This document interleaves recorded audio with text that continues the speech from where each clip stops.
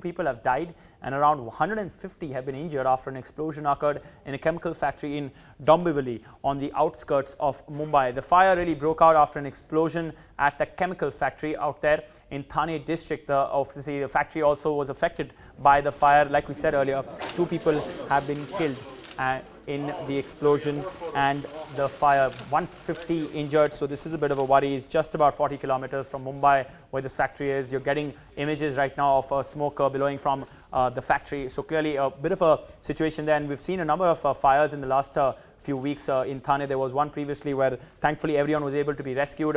My colleague Ankita now joins me for the latest of all that's happening out there. Ankita, is everything under control, and has the casualty count for the moment, is it still 2? Right, Amtoj. At the moment, 2 people have been killed in the fire and over nearly 150 people have been injured. That's the initial report that we are getting.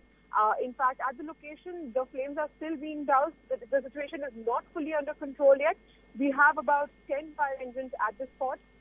There are 6 ambulances. This is at least the case. About 5 minutes back, there are about 6 ambulances at the place. In fact, trying to take all those injured to the closest hospital. Now, if you look at this area, in fact, the explosion happened inside a chemical factory in the MIDC area. It's an industrial area in Dombivli, which is about 50 kilometers away from Mumbai. Now, eyewitnesses to recount the account have said that they heard an explosion first, and soon after that, there was a massive fire that spread around the area.